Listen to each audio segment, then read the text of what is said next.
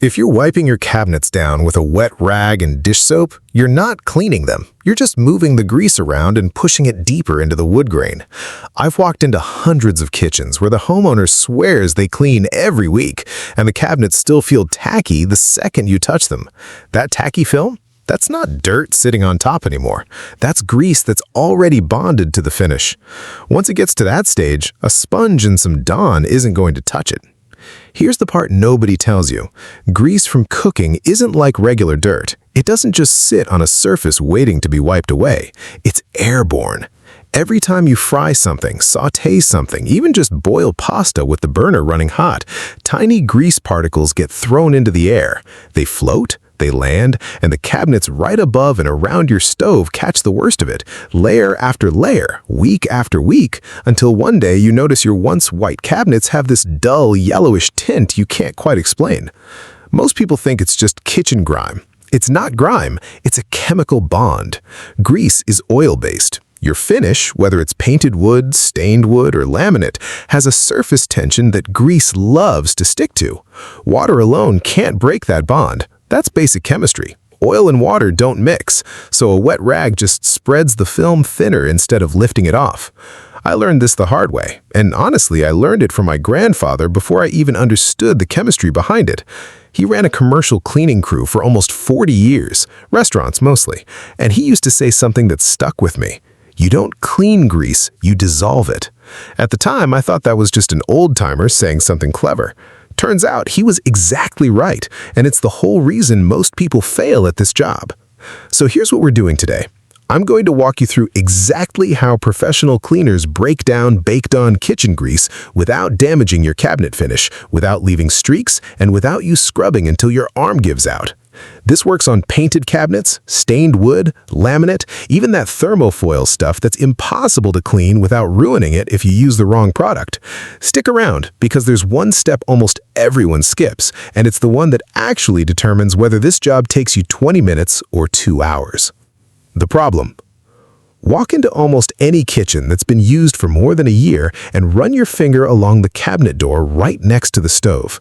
9 times out of 10, it feels slightly sticky, even if it looks clean. That stickiness is grease that's dried into a film. It's thin, it's clear, and it's easy to miss because it doesn't show up the way a coffee stain or a fingerprint does. The cabinets closest to the range take the worst hit, especially the ones above and beside it. But it's not just those. Over months, the grease spreads. It settles on cabinet tops, drifts onto the sides of the fridge cabinet, even coats the inside of doors people open and close with greasy hands. I've seen kitchens where the homeowner deep cleans the counters and stovetop religiously, but never touches the cabinets because the mess isn't visible until you get close and actually feel it. The reason people don't notice until it's bad is simple. Grease buildup happens gradually, in thin layers, and each new layer traps dust and cooking residue on top of it. So instead of looking greasy, it starts looking dusty or dull. People assume it just needs a regular wipe down, and when that doesn't work, they figure the cabinets are just old or the finish is wearing out.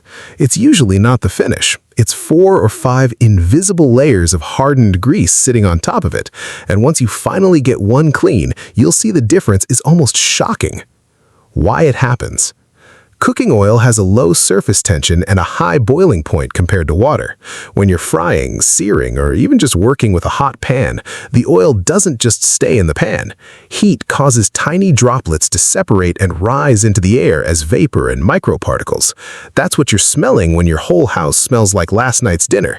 That's aerosolized grease, and it's landing on every horizontal and vertical surface in your kitchen, cabinets included. Once that grease lands on your cabinet surface, it doesn't just sit there like dust. It starts to oxidize. Left alone, exposed to air and heat cycles from your stove and oven, the oil molecules break down and harden slightly, almost like a very thin varnish. That's why grease that's been baking under kitchen heat for 6 months is so much harder to remove than grease from last night. It's not the same substance anymore. It's chemically changed. I've tested this dozens of times on real jobs, side by side. Fresh grease from that day wipes off with almost nothing. Grease that's been baking under kitchen heat for a few months needs something with real degreasing power, because plain soap and water can't break that oxidized bond anymore. There's also a habit thing going on. Most people wipe counters and stovetops because that's where the mess is obvious. Cabinets get ignored because the grease is invisible until it's thick enough to dull the finish or feel sticky. And every time someone opens a cabinet with hands that just touched raw chicken, oil, or butter, they're adding another invisible layer right at the handle and the surrounding wood.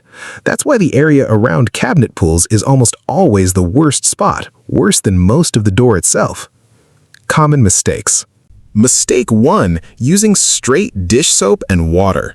Dish soap is built to break down grease on dishes under running water with agitation and heat from your sink. On a vertical cabinet surface, you don't have that same combination. You end up smearing diluted soap over hardened grease, and it just moves the film around instead of lifting it. Mistake 2. Going straight to heavy scrubbing or abrasive pads. I get why people do this. They're frustrated. The grease won't come off, so they grab a scouring pad and go at it. On painted cabinets, this scratches or dulls the finish permanently. On stained wood, it can strip the top coat and leave uneven, blotchy patches that are honestly worse than the grease was.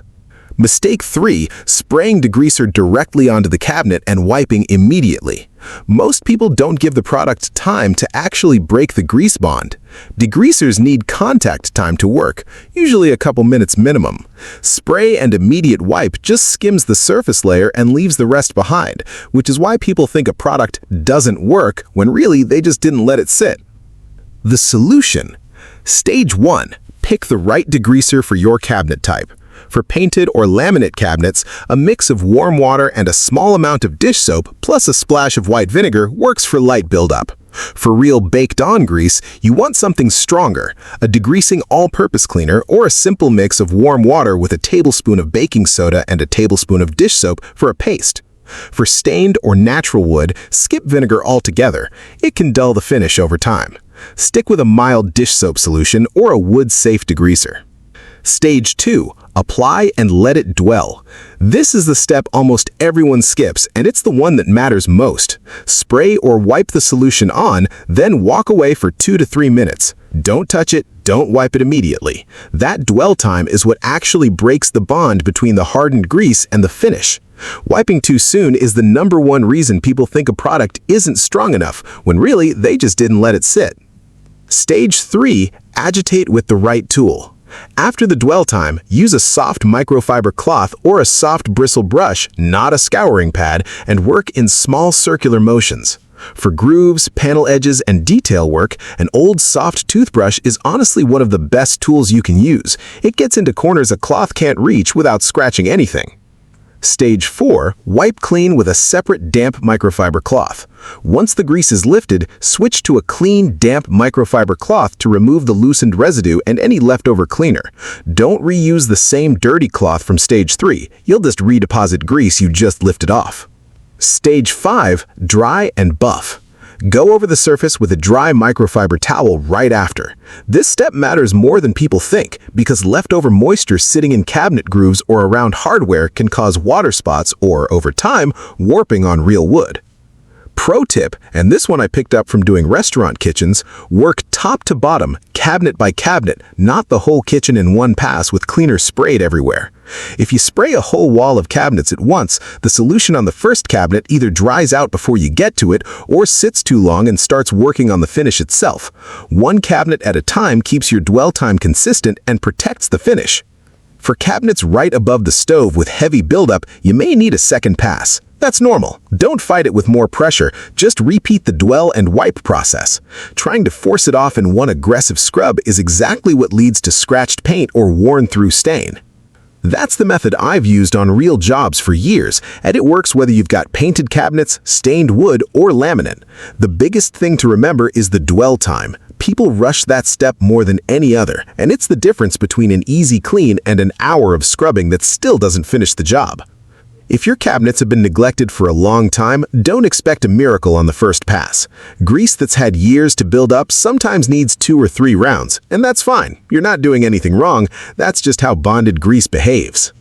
Drop a comment and tell me what's giving you the most trouble in your kitchen right now, whether it's the cabinets, the range hood, or something else entirely. I read through these and a lot of future videos come straight from what you're dealing with. If this helped, subscribe so you catch the next one.